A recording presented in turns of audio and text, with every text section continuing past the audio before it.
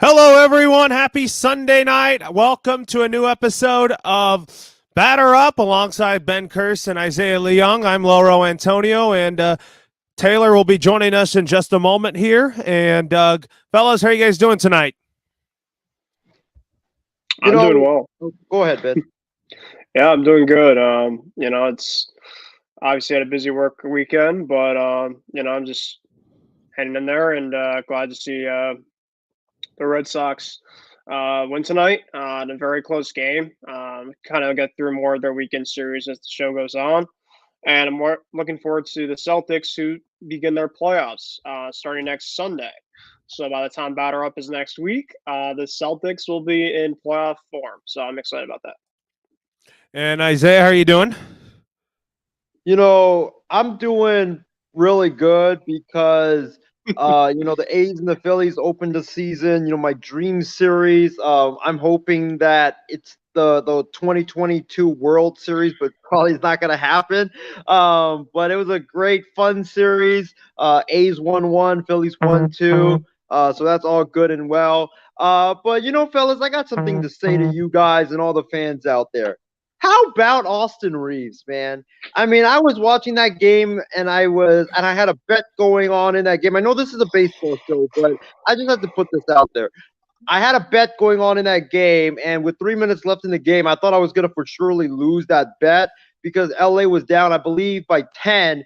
And then Reeves just goes bananas and wills the Lakers into overtime and wills them to a win. 31-point triple-double. Just an insane way to end an insane season. And all the Reeves haters out there, this is for you.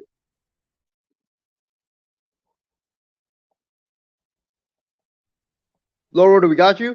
Yeah, we do. So, anyways, let's talk about our top headlines. So one of the top headlines of the week in the first weekend of the regular season for baseball, we talk about the Mets and Nationals brawl. I saw that, and Buck Showalter was upset, and there was a lot of fighting going on here, folks. I'll start with you, Isaiah. What is your thoughts on that Mets and Nationals brawl?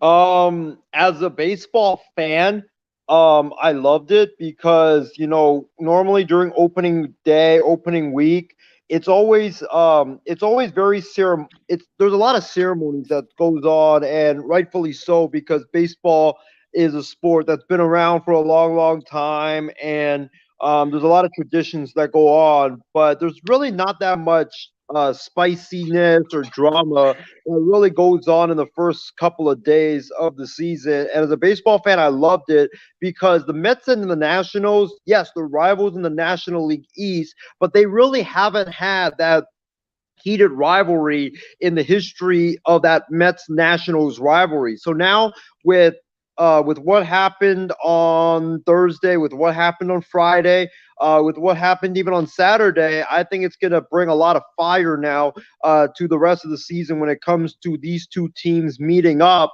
And as far as like the brawl itself is concerned, I thought that the Nationals were in the wrong here because I thought the Mets were, and I understand why the Mets were frustrated because you have 6 guys, I believe, that get plunked on the Mets side through this entire series on Thursday, Friday, and Saturday, including Pete Alonso getting hit on a fastball high and tight, hits him right in the jaw. He's lucky that he didn't break his jaw. And then, the following night, the Mets have had a couple of guys getting hit again.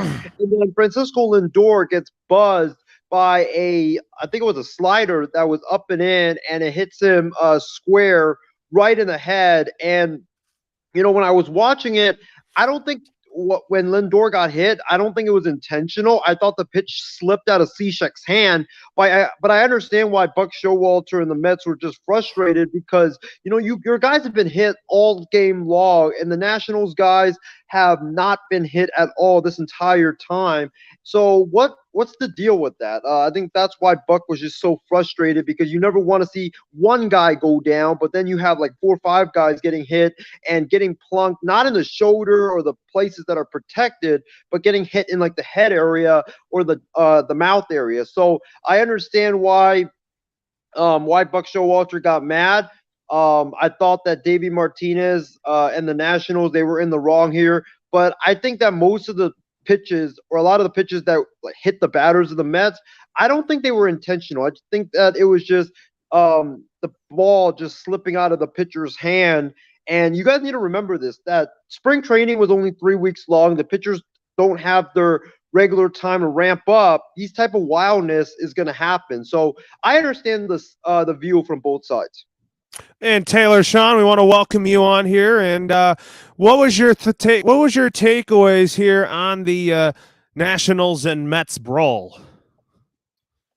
Well, I didn't really see it, but I think like Isaiah was saying, the pitch just slipped out of his hand, out of the Cishek's hand, and I mean, these obviously, they're division rivals, so it's just, well, I mean, kind of like, since I watch a lot of hockey, and on the note of hockey, they fight a lot, but for something like this to happen in baseball, I mean, come on. I know you're big rivals, but I mean, obviously to just clear the benches, I mean, that's, I don't know, it's not part of the game, but not like it is in hockey, but it's just, it just happens. And Ben, what was your thoughts on that Mets and Nats brawl? Yeah, so I watched a bunch of it, obviously, because I'm from New York area, the city area, so I got to watch some games, and it was a pretty overall close battles in every game between the two teams. Now, I didn't see that pitch actually intentionally, that the one that Lindor got hit with, but I do think that Isaiah has a point in terms of it might bring out sometimes, as much as it's hard to say in terms of throwing up at people and stuff, which is obviously not good to see and stuff. Coming from a Red Sox fan myself, I've definitely encountered it many times from Yankee pitchers. Red Sox pitchers have done the same thing to Yankee batters. It's obviously not cool to see at all.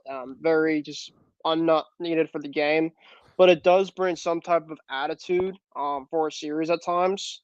If a team, it's kind of like a way in like hockey with like fighting and stuff, that like a team kind of just needs that type of bolt. And the Nationals, let's be real, they're going to be a team, if they don't have a Strasburg, in their rotation, overall, they're going to be a pretty, I understand they have Soto, they have a couple of guys, Nelson Cruz, but, they don't have much talent per se around them pitching wise. So, I get it's the first weekend. It's a long, long season. But I personally think that there's going to be some frustration with a young team like this, that it might come to like the best of them. And personally, I don't think it's by throwing at people. I mean, I don't think that's the best way to do it. And that's their intent, but it just happened to be that way. And hopefully, I mean, the Mets obviously took advantage of it because they won the series. So, it could be actually in a good way for the Mets that it happened, to kind of give them like a little more motivation than they had already. So. But yeah, it's obviously unfortunate to see, and it happens unfortunately in the game with getting hit, and retaliation here and there. It happens, but it's just part of the game. It is part of the game here, but let's go back to our comments here. So John says, "Hi guys," and he also says, "Talk about." See this name right here. Heliot Ramos had for the Giants today. And Casey King says hi and good evening to you all. And Brandon Herrera says, what's up? And then George Della Torre also says, let's get to the Dodgers, please, fellas. We're going to get to that in just a little bit, George. And Patience. And anyways, Brandon says, see, Dodgers are overrated. Already dropped 2 games. It's early, Big B, but they're gonna be just fine. And Christy said she's happy to see the Boston Red Sox beat the New York Yankees as they avoided the sweep today, which we were going to be talking about in just a little bit. And anyways, now let's move on to our next subject here: the Cubs and Brewers brawl. What was your guys' takeaway on it? I'm going to start with Isaiah on this. What was your thoughts on the Cubs and Brewers brawl? Well, Isaiah's not here, so I guess I'll So take it away Isaiah's first. not here. You can go first, Ben. You're talking about the one today? Yeah. Yeah, I didn't see that one. But yeah, I mean the Brewers, and it's kind of similar to the Mets Nationals away. It's the Cubs kind of really, and like I said, it's only the first week, so it's a long season for all these teams. But the Cubs really kind of took it to the Brewers in this series. Despite the Brewers really having their top three pitchers going at it. Which, by the way, I think if you're any Brewer fan out there, it's a slight overreaction to kind of the way, because it happens. A lot of pitchers aren't strengthened out yet, so they'll obviously have their bad games kind of taken out early already. But uh, the Cubs and Brewers are a very good rivalry. I kind of see it that way. I mean, they're not Cubs Cardinals at any point, but they're very it's his headline tag, whatever. But yeah, so we'll see in terms of how things kind of move on forward with the Cubs and Brewers move forward during the season. But yeah, I did hear about that, Lauro. I mean, like I said, I don't really get myself into knowing all the brawls and stuff like that, unless it's like really a huge one, a very iconic one per se. Just because I just think at this point in time in baseball, I'm not saying we see them all the time. Actually, we've already seen more. I feel like this weekend than I really kind of saw all year, so that's saying something. But yeah, like I said, for the other thing, it's part of the game. It sucks the way it happens sometimes. People love it from baseball perspective, but it was the way it happened. What about you, Isaiah? What was your thoughts? What was your thoughts on the Cubs and Brewers brawl? My thoughts on it was, I said what I said about the whole brawl with the Mets and the Nationals, where it wasn't intentional, because you could clearly see that when the pitcher delivered the pitch, that you could clearly see that the ball slipped out of his hand, and especially in Cishek's case. But as far as this one is concerned, this one, in my opinion, was intentional, because when you watched it, Andrew McCutchen is standing in the batter's box. I believe the Brewers are winning big in this game. And then you look at Andrew McCutchen, I believe he had hit a home run and he had bat before, and the pitch hits him right in the ribs. Like, there's no way that ball slipped out of his hands. They were clearly gunning for him. You don't miss if you're gonna miss. You do not miss by that much. You don't miss by like throwing at someone's back. Like that. We all watch baseball. We all know that it's not. You don't miss by that much. So I thought that was super intentional. I thought that the Cubs were just upset at McCutchen for hitting the home run and celebrating. And also, I thought that when you look at the Cubs, young team, David Ross, he's second-year manager. They have a lot of turnover there. And this team, they just didn't want to get shown up by their division rival, and they wanted payback, and that's why they went after McCutchen, because he hit that home run, and I guess they apparently thought that there was something wrong with him hitting that home run. What about you, Taylor? Sean, do you have your thought? What is your takeaways on that Cubs and Brewers brawl? Well, like Isaiah was saying, to go after a guy like Andrew McCutchen, who had already homered. I mean, yeah, they definitely wanted retribution. So, I mean, of course, Andrew McCutchen, he's been around the league for quite some time, and I mean, for a young pitcher to intentionally plunk him, I mean, I don't know, but this is of course another division rival, and also with to go after to get retribution from McCutchen after he homered. I mean, that to show off. I mean, that's just. I mean, I know it's the pros. It's not like say in youth sports, where you don't, you're taught not to showboat and all of that. But I mean, to just to let it out like the way he did, it's just the nature of division rivalries. It is. It is the nature of division rivalries. You're right about that. But anyways, now we'll talk about Bobby Witt Jr., Joey Bart, Bryson Scott were among the top rookies that came up and shined on opening weekend. Which rookie was the most impressive? I would have to say Bobby Witt Jr. because I think Bobby Witt Jr. got his first big league hit, and I think that he shined on this weekend. So, anyways, Isaiah, who do you think shined on opening weekend out of the rookies? So, okay, out of the rookies, I got a couple guys. I think number one, Bobby Witt Jr. Because Bobby Witt Jr. I watched his at bats. He was taking at bats like a pro. You know, he was fighting off pitches, tough pitches. He was working the counts. He wasn't just swinging at the first thing that he saw. And he was going the other way. And that's what something that you don't really see out of young ball players, going the opposite way, working the counts. You know, they're very anxious, especially your first game in the big league. You know, you're going to swing at everything just to try to make contact and get your first hit. So I was very impressed by Bobby Witt Jr. I see why a lot of people are hyping up Bobby Witt Jr. as one of the top prospects in baseball. The hype is definitely legit, and it's definitely validated.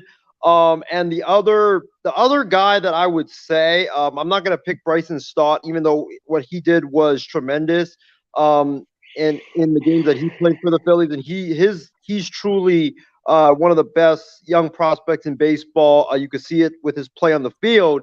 But the guy that I'm going to go with is actually not on this list, and that is Dalton Jeffries of My Athletics. You know, this guy, Tommy John surgery 2 times, goes out there, makes the opening day roster. He's supposed to be the 4th or the 5th starter for the A's, comes into Philly against one of the toughest lineups in all of baseball with Harper, with Castellanos, Schwarber, all those guys that they've got there in Philly, and he just straight up dominates. I think he went 5 innings, 5 plus. He had no runs given up. I believe he gave up 2 hits to that amazing Phillies lineup. He struck out 6. And fellas, he did that in 48 pitches. Like, that's insane, right? 5 innings, dominating like that, and you only do that in 48 pitches. I've been saying it since I saw him pitch the first time. I think it was in spring training, that I think this guy could one day be in the Cy Young race. I think that's just how good he is, and you know, he truly proved me right, and I can't wait to see this kid just continue to get better and better and continue to dominate for the A's, and he's probably going to be one of our few only bright spots this season. Dalton Jeffries is definitely good here. Taylor, Sean, and Ben, who do you think shined out of the rookies on opening weekend? Go ahead, Taylor.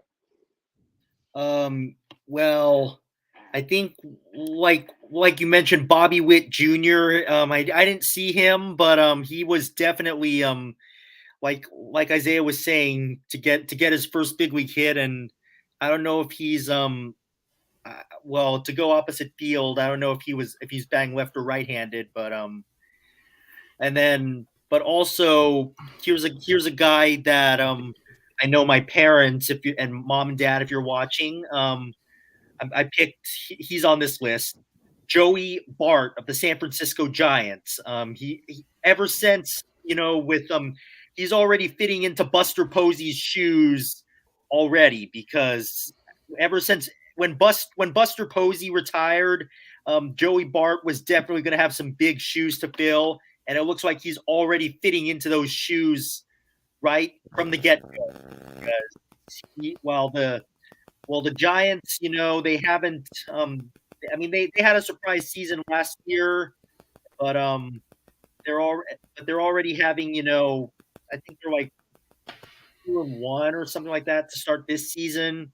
But Joey Bart is definitely going to keep getting better. Well, and while he's not up to the level as Buster Posey was when he retired, he is definitely going to get there eventually. So gotta go with Bart, of course, as well as Witt Jr.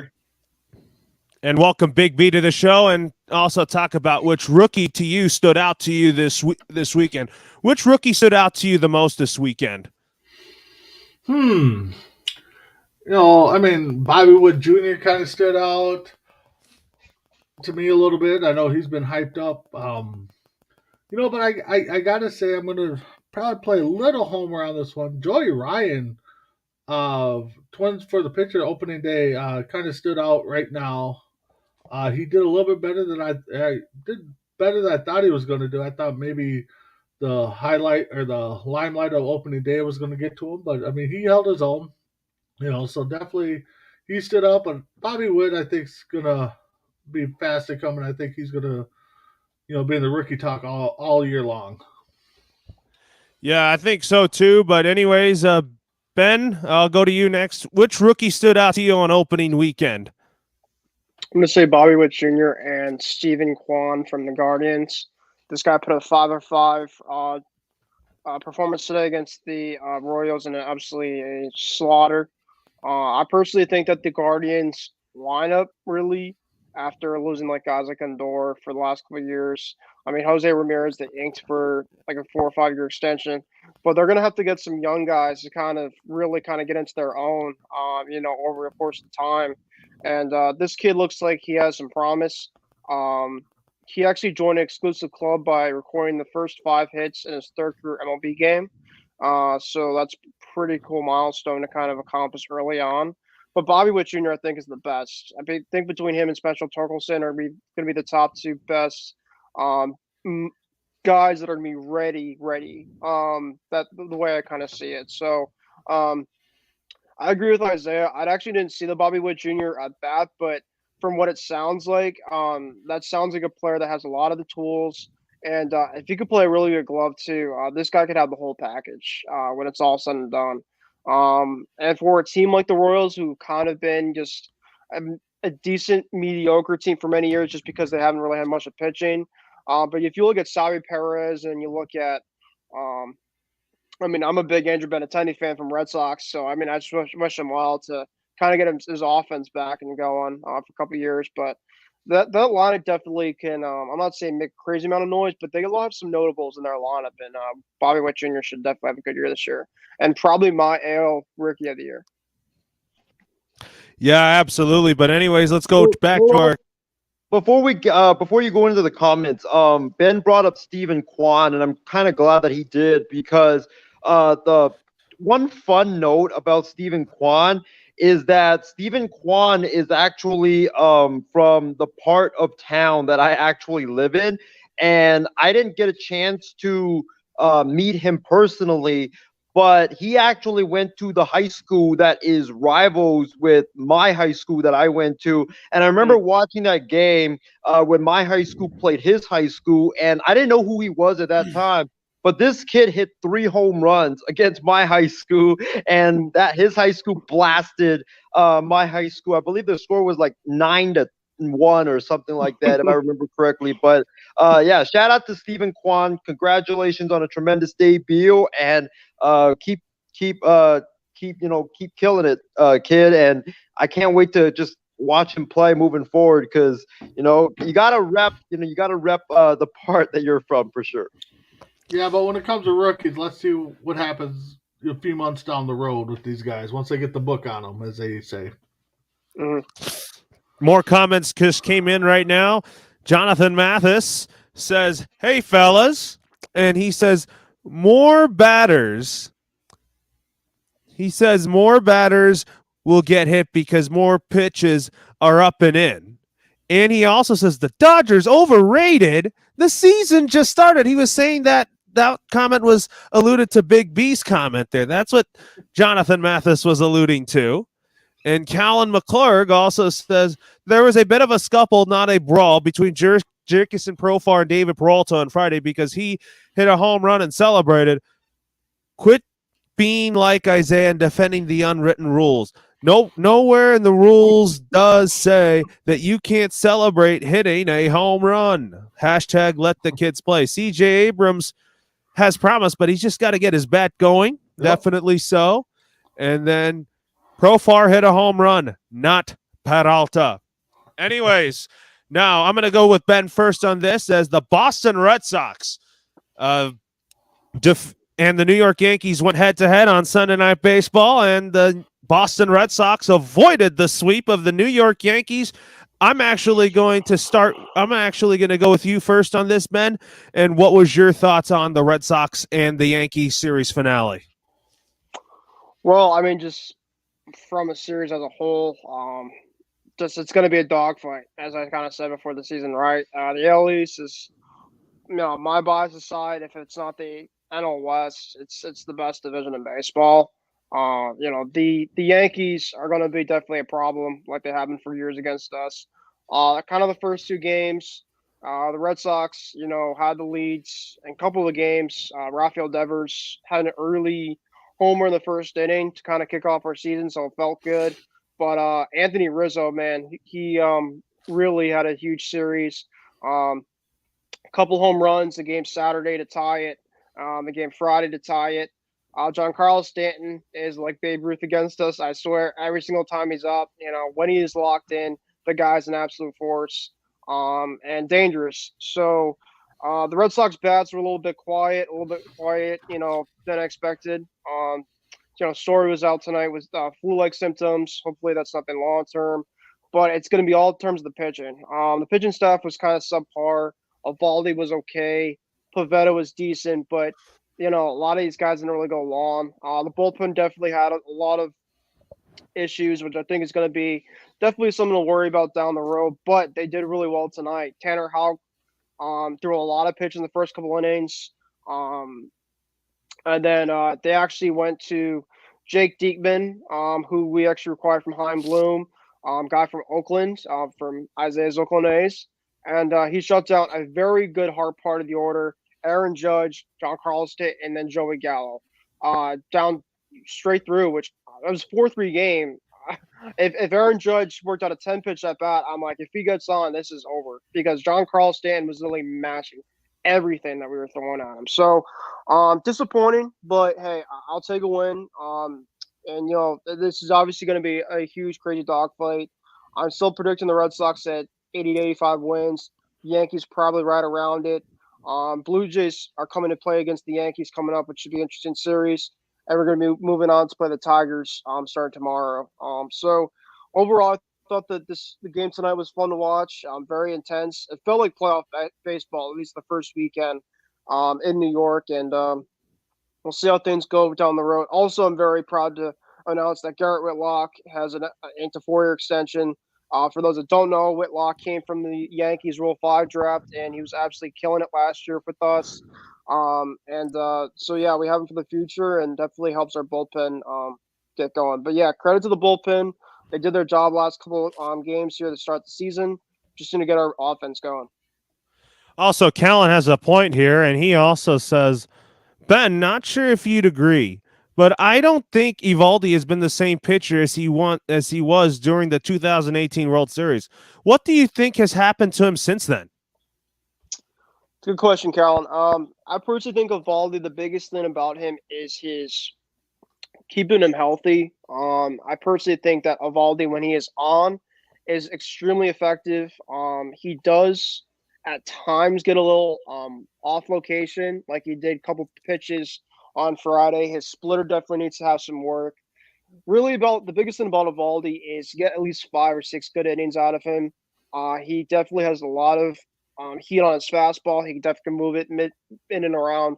But from 2018, the guy was actually a machine against the Dodgers, coming up with some huge appearances to kind of really help. And even the game that we lost the World Series to the Dodgers, Eovaldi obviously headlined with about a 5-6 inning just dominating for him, even though that he gave the walk up to Max Muncy. But yeah, I personally think, Colin, kind of way I look about it is I personally think Eovaldi is not the same guy he once was a couple years ago, but I think that he is a solid 1 or 2 that we at least have in this point in time. And then when Sale and Paxton come back, I think Sale will be into the number 1 hole, and then Eovaldi will kind of slide down, and then you kind of plug and play with Hill and walk with the back end. So, yeah, I personally think that Eovaldi's going to have his moments where things are being a little shaky, but personally I think that he really loves playing here, and I think that he's still going to keep on doing his thing. What about you, Isaiah? What was your thoughts on the Red Sox and Yankees Sunday Night Baseball game? First of all, credit goes to the Red Sox. The Red Sox deserve to win this baseball game. I was really surprised with their, with Pavetta, because when Pavetta was a Philly, he was terrible, and we traded him to Boston to Ben's Red Sox, and it seems like he finally, with a change of scenery, he's finally found his groove as a Boston Red Sox. And I think this game, however, though, was more about the Yankees not taking advantage of their chances. They had a lot of opportunities to tie the game or even take the lead against Ben's Red Sox, but they just couldn't do it. And obviously you got to give credit to the Red Sox for not letting the Yankees take advantage of those opportunities. But this was a missed opportunity for the Yankees. The Yankees could have easily won this game, and we would be here talking about the Red Sox getting swept, but the Yankees just couldn't take advantage of their opportunities, and the Red Sox did with timely hitting and good pitching, and that's why Boston ended up winning this game. But if you're a Red Sox fan, I think you should be sitting here very satisfied that you salvaged this series, because with the way it was going, the first two games, it looked like that you could potentially get swept, and that would be an awful way to start your season. But now you are 1-2, you salvaged it. Okay, you go back and you play the next opponent that you have, and I think both of these two teams will be fine. If I'm a Red Sox fan, also, I am worried though, however, that Boston, I'm worried about Boston's pitching.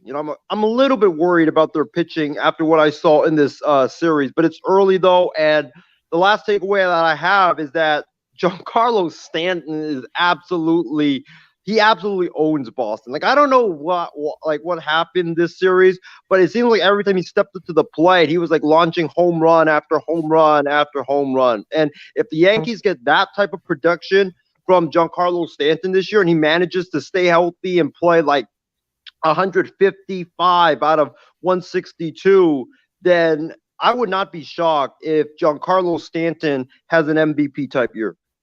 To piggyback off of Isaiah's points really quick before I get to the rest of you guys, and Big B obviously had an interesting comment about Stanton versus the Red Sox.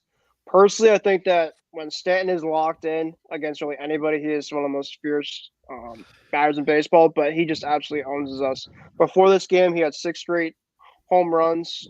So part of me in the ninth inning, well, you thought about it. Maybe Judge gets on, he walks it off, knowing our luck kind of early on. But our pitching definitely is going to be it's definitely going to struggle until Sale and Pax come back. We're gonna have to get some of our first half vibes from last year, of course, to really kind of outslug some teams. Which so far I know it's the first weekend, but our bats kind of were cold. So things are definitely, I think, going to get a little bit better. Cora definitely knows how to kind of get things going and kind of turn things around here. But we really have a really tough couple opponents here. I think the Tigers, for playing tomorrow, they're going to be tough. They're right now killing it, and I know that they lost today, but they're not going to be cheapy. And then we play Minnesota. We play actually Big B's Twins for Big B. If you're not aware, I'm actually going to see your Twins play my Red Sox on Friday at Fenway, so I'm excited to see that. And then the week after, we have Toronto coming in. So, it's going to be definitely a hard month, but I think we have to get off to a pretty decent start because just how crazy tough our division is. And so we'll see how things go and just kind of go from there. Yeah, and then what about you, Taylor and Big B? What are your thoughts on the Yankees and Red Sox Sunday Night Baseball game? Big B, I'll start with you. Great game, great series. Anytime these two teams, match up for a 3-game series, it could be on ESPN every night, and it's going to draw ratings. I mean, no matter if the teams are in last place, battling for first, one team's out of the playoffs, one team's in. But that whole division outside of Baltimore is going to just be a battle. So Carlos Stanton, I would be scared of anybody in that Yankee lineup. I mean, they can go deep at any time. It seems like so. I can see where Ben is worried about it because I would be too. I mean, but I think the first month of the season for that division alone is really going to tell us what that division is going to look like. I mean, I don't think somebody's going to pull away right away, but I think it's going to be within a few games outside of Baltimore all year long. I'd be surprised if anybody's back 5 games when it comes to the end of the year. I think this division is going to be very tight. Yeah, this division is going to be tight, and as Casey King was alluding to just now, he says the AL East is going to be very tight. And Taylor, Sean, what was your takeaway on this Yankees and Red Sox game? I didn't watch it either, but anytime it's Yankees Red Sox, this rivalry obviously goes back years. So and then like everyone had mentioned, Giancarlo Stanton. I mean, I remember back when Big Papi, David Ortiz was a Red Sox, he pretty much feasted on pretty much every team, including the Yankees. Well, Giancarlo Stanton, he is like pretty much doing the same thing that Big Papi did, but he's doing it against the Red Sox. And then not to mention the Yankees being known as obviously, one of the biggest spenders on their players, and not just Stanton, but Aaron Judge, and they pretty much spend a lot of money on star players, which is giving them the reputation as the evil empire. But this rivalry obviously goes back many years and start a new chapter. I mean, I'm kind of on the Red Sox side of this because that Fenway Park, of course, I've never been there, but I heard it's nice. I think my parents actually went there and they got to. They have a picture of them like right near the Green Monster, but I think like Big B mentioned, if they could always be on not just ESPN but any national TV, like Fox, also TBS, any national TV station that broadcasts baseball, they could be on any of those stations any given day. And the ratings would definitely spike, like you said. Anyways, now we'll talk about Marlins and Giants. I mean, some people might have not watched it though, but Isaiah, you might have watched it since you're a Bay Area native. So, what was your overall thoughts on the Marlins and Giants game? My thoughts is simple. The Giants core that they were hyping up of Joey Bart and Heliot Ramos, that's a legit great young core that they have. And I was watching these two guys today because Ramos was making his major league debut. Bart made his on opening day, but man, those Giants with the veteran talent they have with Crawford and with Belt, and now you have the young talent with Bart coming there and also Ramos. These guys are they're going to be scary, not just this season, but for years to come. Because when Crawford and Belt and those guys pass the torch, they'll pass it to Bart and also pass it to Ramos. And the Giants' future is so bright with these two. I loved what I saw with Ramos. You guys, we talked about this with Bobby Witt Jr. First major league game, you're going to be anxious. You're going to be nervous. You're going to have those jitters. But what I was impressed most by was that Ramos did not seem nervous. He didn't seem to be jittery. He was very confident, and he stepped up to the plate like he was in the big leagues for the last 12 years rather than him making his major league debut. So I was really impressed with the kid. I now see why a lot of people were hyping him up.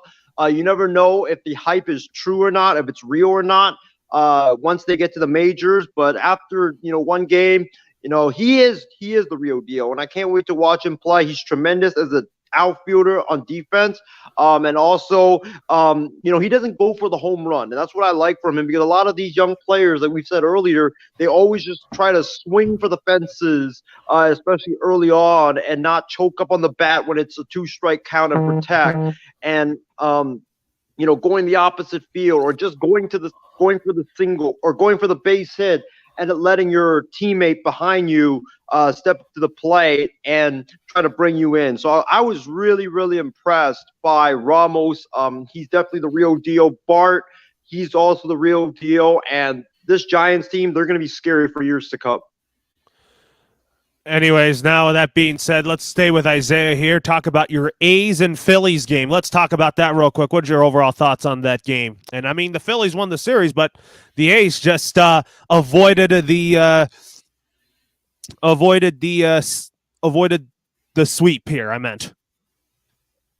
My thoughts on this was simple. I am praying to the good Lord that this will be the World Series in 2022 because, I was having so much fun watching this series. I didn't even have to root for a team in this series because I just sat down, got my hot dog and my hamburger and just watched the game as a true fan, and I couldn't lose. So I was really, really happy with this series. When you look at, this series for the Phillies, it validates what I said before the season and why I picked the Phillies to win the NL East. That lineup from top to bottom, 1 through 9, is extremely scary and dangerous. And it's not that they just hit for power, but they hit the ball to the opposite field, they work the counts, and they make the pitchers work. And the A's, their poor pitchers were, wow, they were just getting taxed, especially in the first 2 games.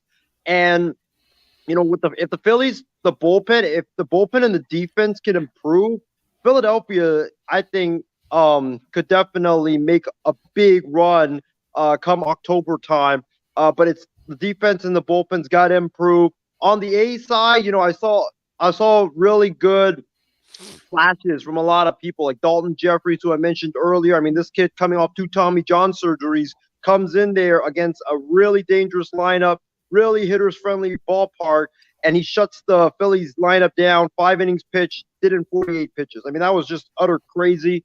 And then Seth Brown is a guy that I think not a lot of people know about, but he's a guy that was really, or could be a really dangerous bat in the middle of that A's lineup. And he's a guy that, could be that run producer that Oakland is looking for after they dealt away Matt Olson, they dealt away Matt Chapman, they lost Marte, they lost Canna, they lost a lot of guys, and those could be the guys that you could build around moving forward. And with the young talent in the system, I'm starting to feel a little bit optimistic about the A's, not for this season, obviously, but for the next couple of seasons after this year.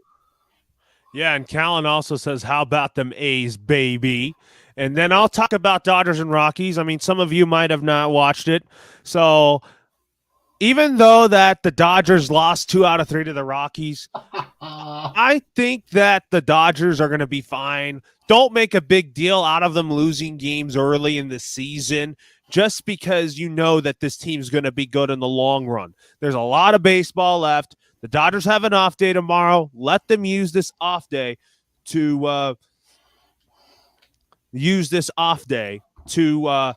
get ready for the Minnesota Twins. So basically, Big B, my Dodgers are going to be playing your Twins on Tuesday and Wednesday. I mean, hope the weather there is going to be good enough for them to both play ball at Target Field.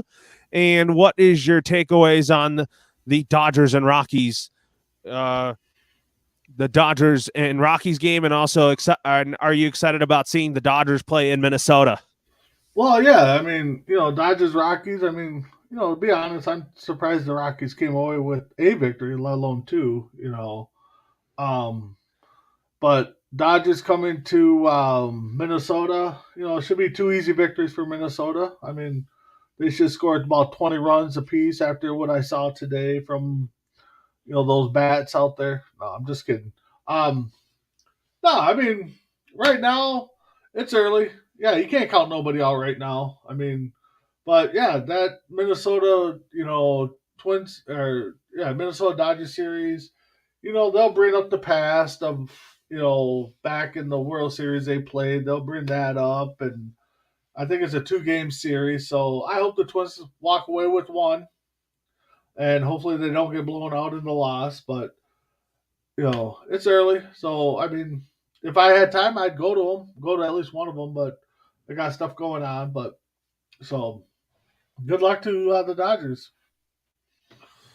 Anyways, I'll go to Taylor on this one. I mean, I don't know if you watched that game. We will talk. Definitely, you have a lot to say on your Angels and Astros game. What's your thoughts on the Dodgers losing 2 out of 3 to the Rockies? Well, all I can say is this is probably the start of the backfiring of too much star power.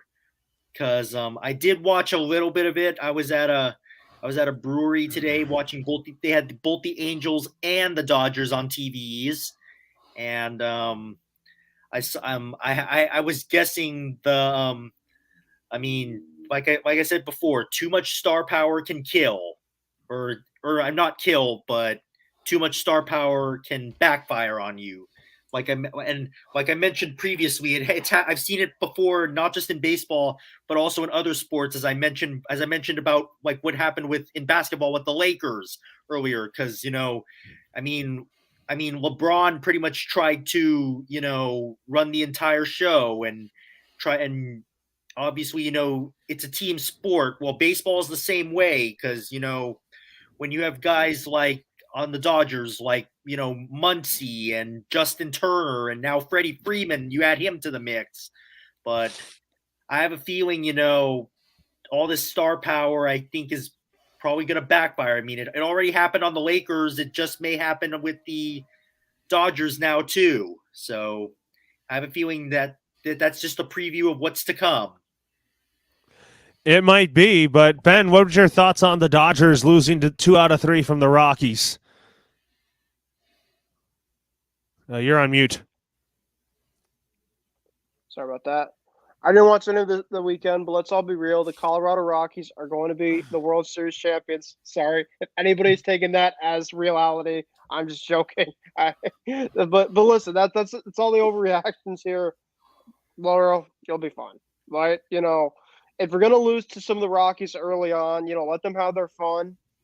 Because personally, I think that they're not going to have a lot of fun this summer. Like Big B said, I was shocked to hear that the Rockies even had one win because, the way I look at their roster outside of Chris Bryant, Herman Marquez, maybe a pitcher, they don't have a lot there. So, I think, Laura, the only worry I really have with the Dodgers team is their bullpen.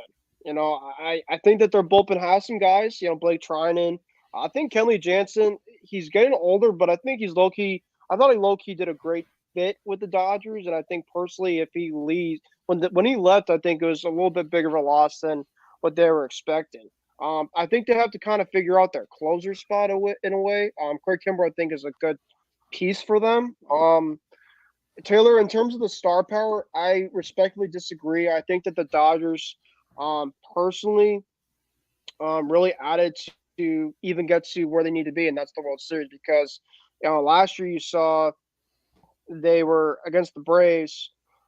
They have the money to spend, and Freeman's as a GM that will spend.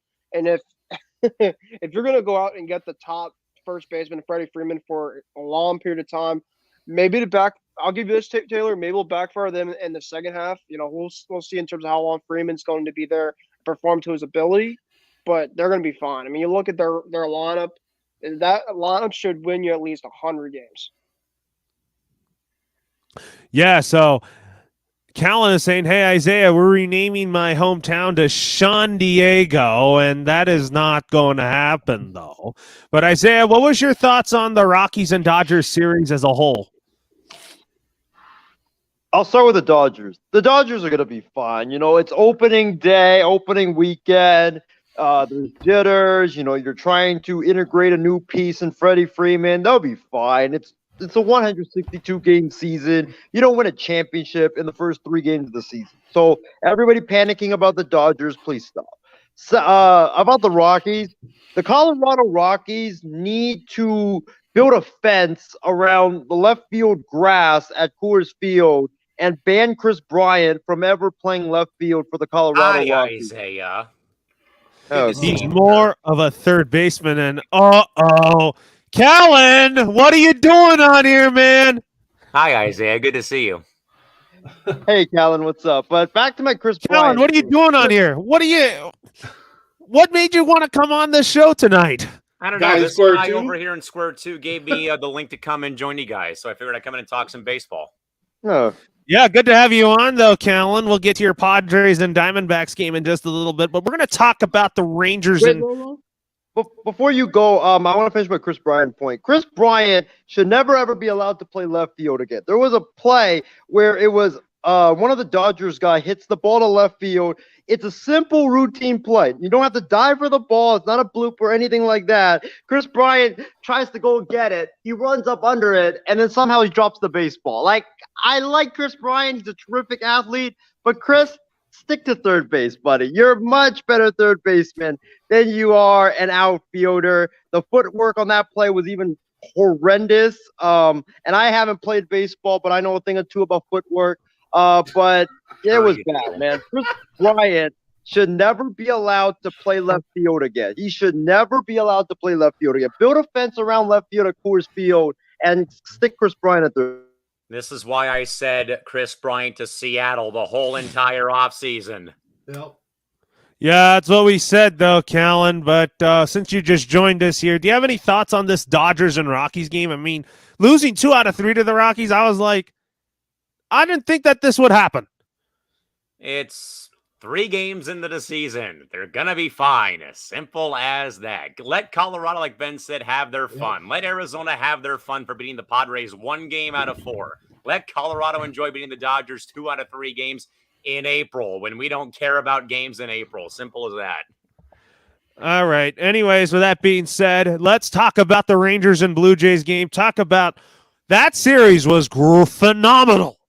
And Vlad Jr. was the MVP of that series. And I'll start with you, Ben. I mean, you're familiar with the AL East, and then you talk about the Rangers. I mean, John Gray had blisters, and then the A's, however, the Rangers, however, just didn't have it in that series. But the Rangers had a 7-0 lead until the Blue Jays stormed right back.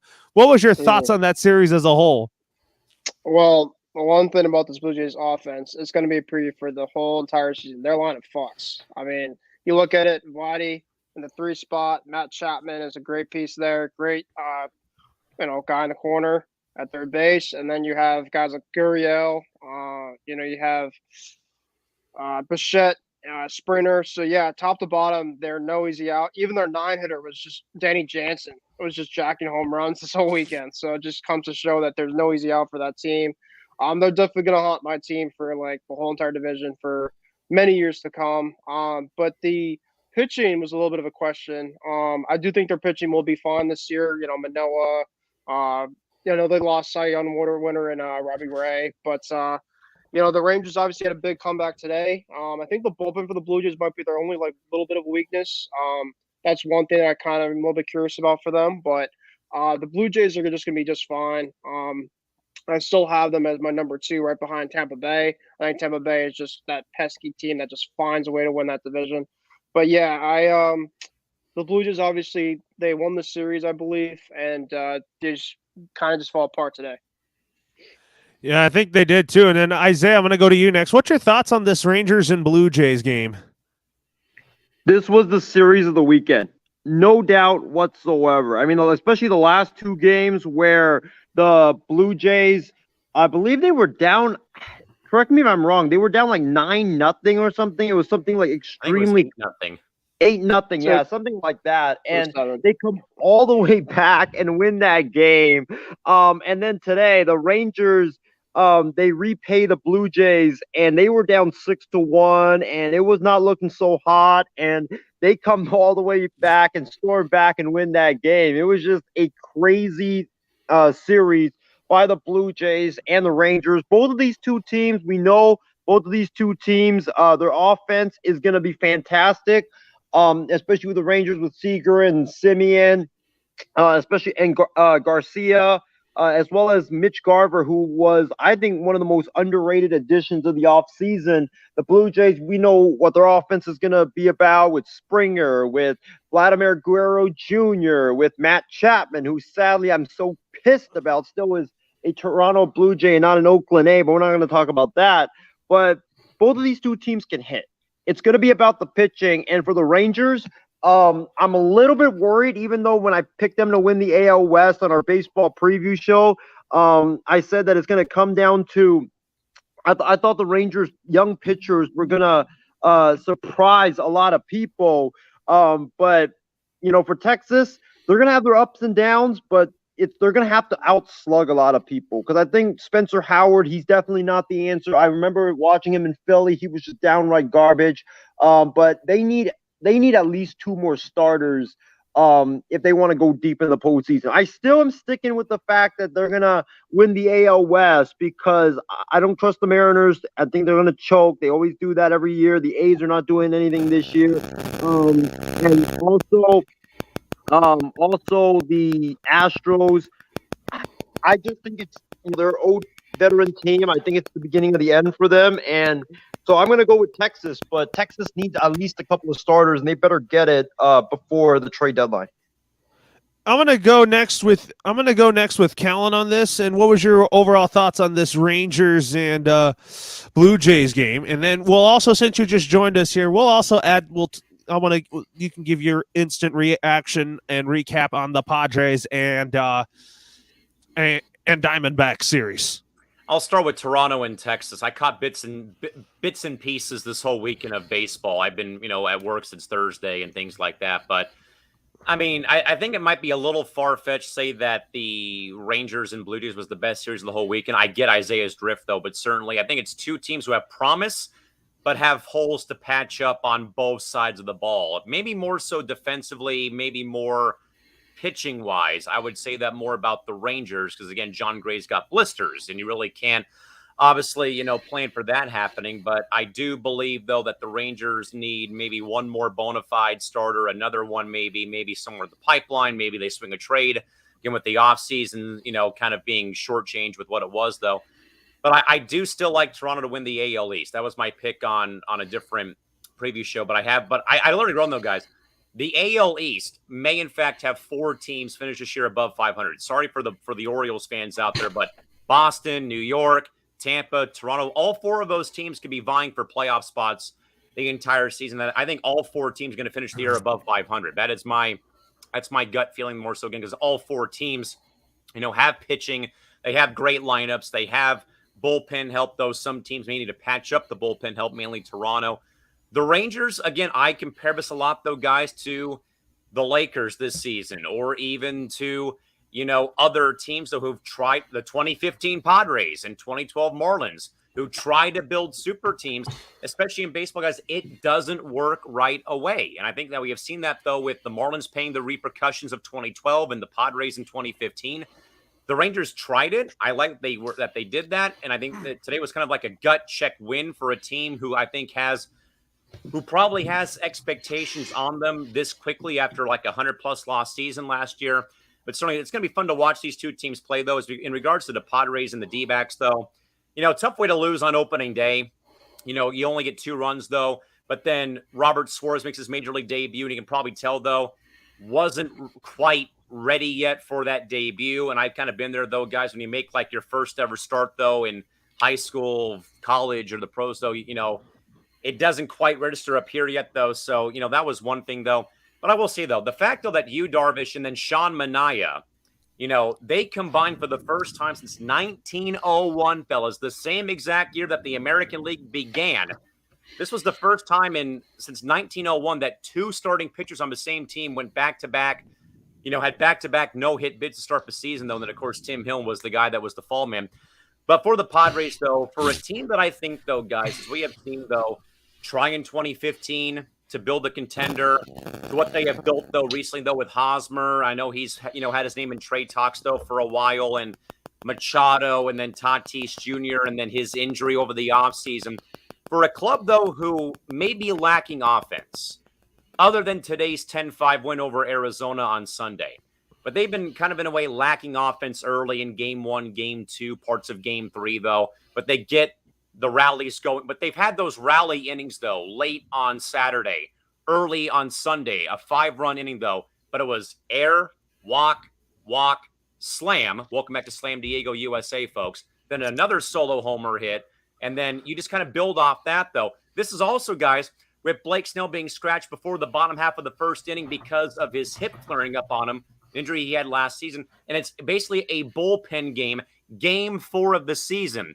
Chrismat and Adams and all the other, pitchers that the Padres have had, though, working, a 10-5 victory on Sunday, first place. It's 4 games into the season. I'm not going to, pop champagne or go downtown and have a parade through Park Boulevard and 10th Street in downtown. But certainly for a club, though, that I think still has so many gaping holes, whether it be bullpen, not having a closer, no real left fielder, missing the face of baseball and the shortstop that is Fernando Tatis Jr. Take that and shove it, Isaiah. For them to be 3-1 after this weekend, I know it's against the Diamondbacks, but to be 3-1, though, with Snell getting scratched today, no starting left fielder other than Profar, 2 homers in 2 games, so he's halfway to his home run total from last season. But no bona fide left fielder, no closer to patch up the 9th inning, going on a bullpen game, 4 games into the year, though. But I think, though, guys, and this may be overlooked, though, but having a competent manager in Isaiah's boy, Bob Melvin, being in San Diego, really, I think, has kind of helped this club get off to this good start, though, because Bob is not going to be out here, doing random nonsense like Jace Tingler was last season. And sadly, Brandon, he's your problem now with being your bench coach in Minneapolis with the Twins, though. But that Melvin, I think, though, and guys, listening to his press conference on Saturday about why he took out Darvish or took out Manaea with those no-hit bids was like, wow, a manager who actually speaks complete sentences and doesn't always say the word battle every other word that comes out of his mouth like it was with Tingler last season. And actually just having someone, though, who has that experience, though, and can navigate the bullpen, know when to take guys out this early in the season, but just having someone there, that calming demeanor and calming presence is what I really think, though, has led the Pods to this 3-1 start to the season. Could have been 4-0, but again, it's the bullpen letting things go by the wayside. But in all seriousness, though, again, great weekend, great game on Sunday again with getting the offense. And, so far, though, Profar and Hosmer have kind of, taken all that trade talk or all the nonsense that they've heard and kind of put it in the rearview mirror so far. Good start for Hosmer. Very great start, though, for Profar. Great seeing Jorge Alfaro go deep. Kind of winning, though, guys. Like I said, though, C.J. Abrams is definitely a work in progress in regards to his defense is there, but the bat's going to be some time, though. I think we all probably know that, though, with maybe some first-year guys on your favorite ball club. It's going to be a bit of time before they actually get their bat going and stuff like that. I think he's also looking comfortable hitting 8th or 9th so far in the order. The one guy, though, that has to get going, I'm going to say it a lot, though, it's Wil Myers, a guy who is also in trade talks, though, but a lot of strikeouts early in some big situations does not help, though. I do get, though, that Bob is kind of in a way juggling the lineup a bit, though, with Nola leading off on Thursday and DHing today, though, and getting Alfaro some innings, though. But I think, though, unlike past Padres skippers, guys, Melvin's not going to tweak his lineup every single game. Now, maybe he will with maybe the DH spot, though. But the other guy I'm waiting to see break out, though, it's going to come very soon, though, I think, is Luke Voit. But I think that Luke was very adamant saying, hey, I tried coming back from a torn ACL and ACL injuries way too early last season. I had the entire season, the entire lockout to get healthy. It's almost like a ticking time bomb with him, though. But I think he'll be fine, though, as time goes on. But I got to play first base today on Sunday. But in a roundabout way, good start, though. But now, though, let's see how it goes the next 7 games. San Francisco coming up Monday through Wednesday. Then the world champion Braves come in to town Thursday through Sunday. So that's more of my measuring stick, not Colorado, not Arizona, not any last place teams. How are you versus LA, San Francisco, Atlanta, Milwaukee, the Cubs, the Cardinals? How are you against those big, bad market teams who have done it so well, though, over the past decade? But all in all, though, great, though, to see, but still, though, some holes, though, big-time holes, though, with the Padres. But again, 3-1, and I'll take it for the time being. Big B, I'm going to go to you next on you. Give us your thoughts on Mariners Twins, and then also your thoughts on the Blue Jays and the Rangers game. Blue Jays, Rangers, I think both teams are up and coming, so I think they're going to be a fun series to watch. Blue Jays in the East are going to be fun. Rangers in the West, to me, that's my long shot for the playoffs is the Rangers. I do have them winning. But we'll see what happens there. But Opening up series for the Twins. First game got postponed, so they moved it to Friday. No big deal. The Twins. I'm going to talk a little homer here. Kind of surprised me right now with the starting pitching and bullpen. Kind of wish we had a closer like the San Diego Padres did that came out and closed 2 games. Because that was a heartbreaker. Closer comes in, gives up the lead, and we only won 1 game this week, which today was a all-star or home run contest the Twins put on, hitting 6. Buxton had 2, I think yesterday, I think it was, or today. But I'm not worried about their offense, but overall the series I think was phenomenal, one of the best on the opening weekend because, like I said, as a Twins fan, the bullpen and the starting rotation was my biggest concern. And the bullpen kind of showed why they're concerned about the starting rotation right now. In the 3 games I saw, I think look really good right now. So we'll see. Like Colin said, though, it's opening day, so we don't really care what happens in April too much. But outside of that, I thought it was a great series. What about you, Taylor? Sean, give us your thoughts on Angels and Astros and Rangers and Blue Jays. Well, definitely with the Angels, and I remember when they were in our ballpark last season, there were Dodger fans who threw those inflatable trash cans onto the field. But of course, those Astros, they obviously have, ever since I discovered the cheating scandal, they just, today, the loss was, it was, after Mayfield went deep early in the game, I was thinking the Angels would have more because, they had some good hits, but unfortunately they just couldn't drive the runners in scoring position. And then of course that controversial play when Trout flied out, and then I think was it Wade who tried to come in and score from third. It looked like because Joe Madden challenged it. It looked like he was safe because it looked like his hand just barely touched the plate, but unfortunately, they lost that challenge. And this game obviously had a ton of controversial calls. So it just seems as if these. Obviously you can't blame the umpires, but this. I just think this game was obviously full of controversy, and then. Compare that to last night when the Angels, of course they rode the long ball to victory last night on Saturday, and they almost did it today. But if it wasn't for the controversy, the Angels probably would have obviously won this game like 1-0. Although more runs could have been nice, but all the controversy that happens.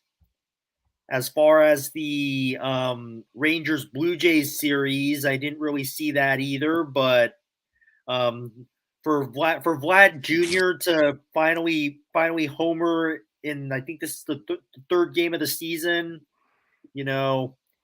It's always good because I think he hadn't homered, and obviously this is his first. But like Big Ben like Big B and Cowan mentioned, these games here in the month of April, they don't really matter as much as say September, August or September, because that's when obviously we're going down the stretch. But I can only imagine the Angels.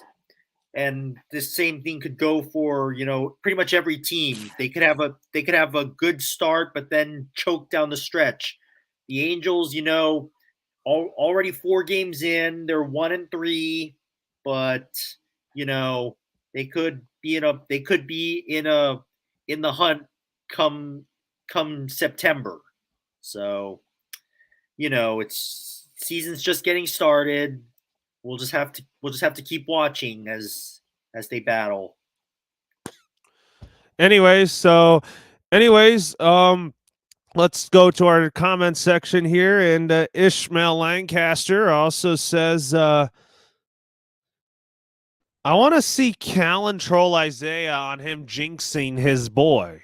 Could that happen? Who is he referring to, though? That's the big question. Who is my boy that he's referring to? I'm not really sure, but Callan departed, so I'm free for tonight. All right. Anyways, let's go to our report card segment here to wrap up the night of our first full episode of Batter Up. So I'll give you my report card on the Dodgers. I would give it a B, just because I think that losing 2 out of 3 to the Rockies was unacceptable. I know it's early, but like Ben said, let Colorado have their fun early in the season, and that the Rockies will probably be bad all season long. So basically, you could let them do that. But I think the Dodgers will be fine. They have an off day tomorrow. Looking forward to what they're going to do in Minnesota on Tuesday and Wednesday. I'm more excited about the home opener. I can't wait for the Dodgers to get out of the cold of Minnesota and play their home opener against the Reds on Thursday for a 4-game series. So, anyways, I'll go to Isaiah next. What's your report card on the Phillies and A's? Well, I'll start with the Phillies. I think, despite them losing today, I'll give the Phillies I'll give them a B. I'll give them a B as well for their series because it wasn't perfect. They have issues on defense. Bryson Stott, I don't know why he did this, but there was a ball that was hit right to him or slowly hit to him. He bare hands picks it up, and it's simple play, fires it to first to try to get the out, and he rushes the throw, and he sails it into the dugout. So simple things like that they have to fix. But I think it is correctable. The offense, like I mentioned earlier, it is downright scary, especially from 1 all the way to number 9. And fellas, let's take into – and this is taking into – or not taking into consideration the fact that Mickey Moniak is out. So if he's back, then, it's going to be even more scary for the Phils. Starting pitching, like what I saw out of Nola, I think it shows that he's improved from his bad season last year. Gibson, he really surprised me. I didn't expect him to be that good on Saturday afternoon. Eflin's getting back. He's more of a fifth starter. But we're waiting for, Wheeler and Suarez as well to come back. So I think starting pitching, the offense, I think they're going to be great. Defense, they have to work on. The bullpen, it's definitely kind of iffy as well. So that's another thing they have to work on. But I think overall, a very successful weekend for Philly. And they play the New York Mets. I believe it's in Philadelphia, the Tuesday, Wednesday, Thursday. So that's going to be a big early test for Philadelphia. It's going to be a litmus test for how truly legit and how real are the Philadelphia Phillies, and is the hype warranted for the Phils. As far as the A's are concerned, we all know what's going on in Oakland. They're tearing it all down. I'll actually give the A's, believe it or not, a C plus. Like, I'm not going to give them an F or a D or anything like that. I'll give them a C because, I thought the pitching, the bullpen, there's a lot of newcomers, there's a lot of unknown players, and some of them really impressed me. Some of them really struggled. So they have to fix that. The lineup, I think it's competent. I don't think it's the best lineup in the world, but I don't think it's that bad. And starting pitching wise, I liked what I saw out of Jeffries. Montas, he got lit up opening day, but I think it was just more of the Phillies being great than Montas being bad. And I think besides Montas and Jeffries, Oakland definitely needs to find 2-3 more starters if they want to compete for a playoff spot this season. I think that the A's, they got Tampa Bay for 4. That's going to be tough. And you against the Rays, you can't make those simple fielding mistakes that you did against the Phillies, and you have to work the counts like you did today against the Phillies, and you have to pitch. You have to pitch extremely well if you want to take that series from the Tampa Bay Rays. What about you, Taylor? Sean, what was your what's your report card on the Angels? Well, 1 out of 4. I mean, they had one good game, of course. It's still early in the season.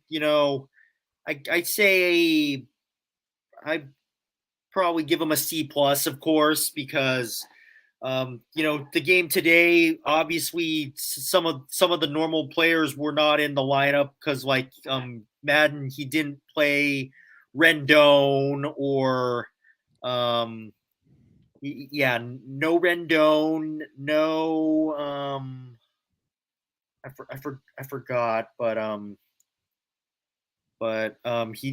Rendon was in the lineup on Saturday, of course, and then there was another guy in the outfield. Joe Adell played today. He didn't play on Saturday, and I just honestly, he kind of made some tweaks to the lineup, and it kind of didn't really pay dividends. But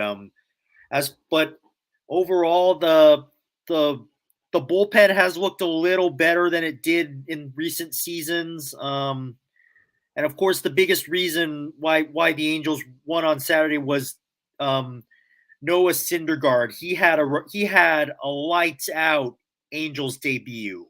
And of course it wasn't easy, to go up against Justin Verlander, because he pitched pretty good too. It was pretty much a pitcher's duel until the second. Well, I mean, although Jared Walsh, he did homer off of Verlander, it was pretty much a pitcher's duel the whole game. And then after the Astros went to the bullpen, that's when the Angels pretty much took control. And Syndergaard, though, he definitely was the star of the show on Saturday. Today, Suarez, he was okay, but the bullpen, they kind of didn't, the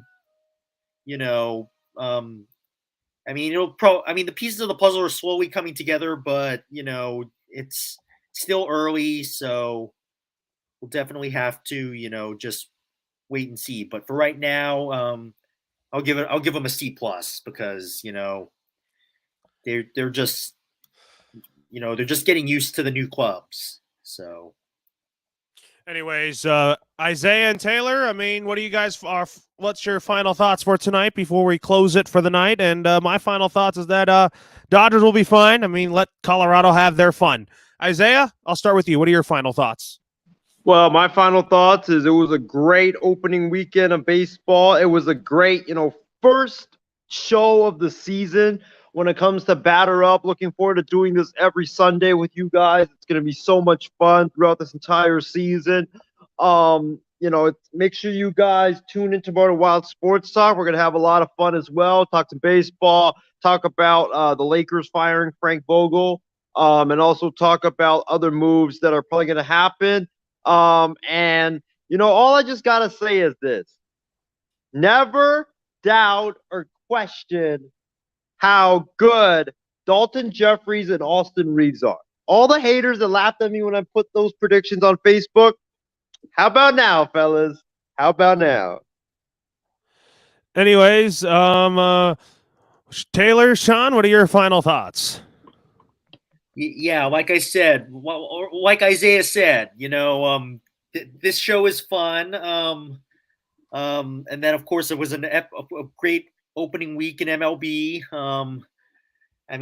Angels, of course, they're still going to there's still plenty of games. Like after today, I think we got 158 left, of course. And and lower, like you said, Dodgers are going to be okay. Well, I'm kind of biased, so how I think Callan earlier compared them to the Lake. I think Isaiah compared them to the Lakers as well.